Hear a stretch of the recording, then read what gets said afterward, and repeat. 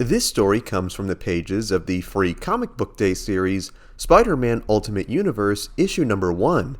Please support the official release.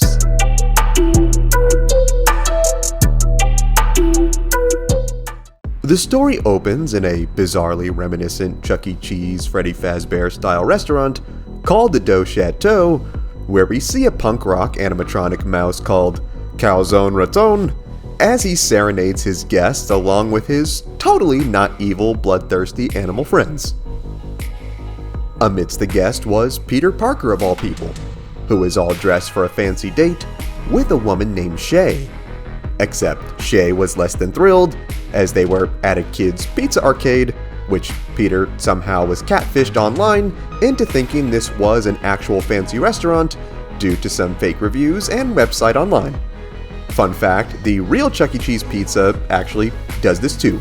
If you're ever looking for pizza online on delivery apps, you may come across a fancy looking place called Pasquale's Italian Restaurant.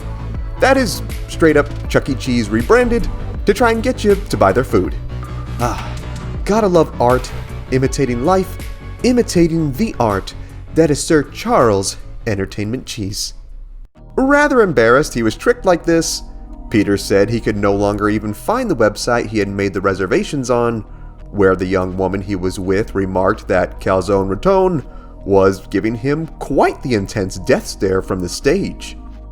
Going through an abrupt firmware update mid-song, Raton and his gang went full Five Nights at Freddy's, where they identified Peter by name and leapt at the audience, primed to attack. The frightened citizens would panic and attempt to escape the animal's rampage, with Shay wisely remarking that this did not feel safe, only for her to quickly realize that Peter was nowhere to be found. Just then, Spider-Man would emerge on the scene, kicking poor Buffalo Mozzarella right in the face, saying that Peter was busy making a phone call to him, which angered Shay, believing that Peter abandoned her to the murderous furry death machines.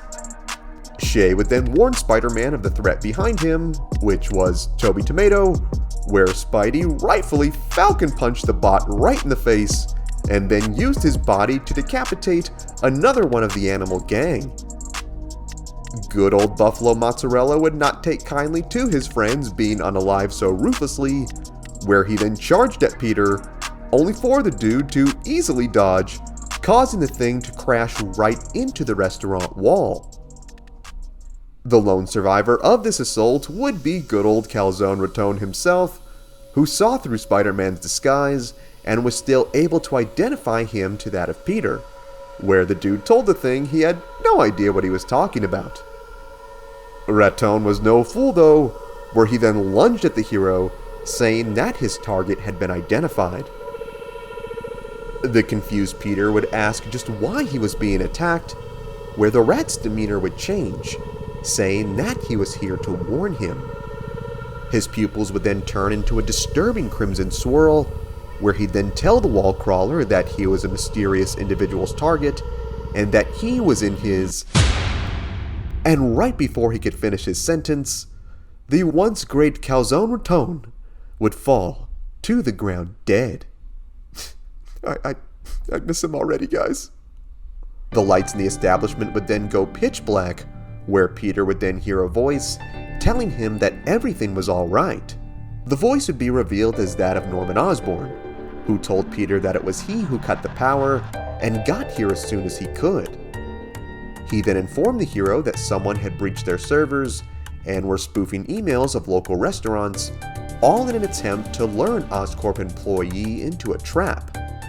That employee being Peter Parker.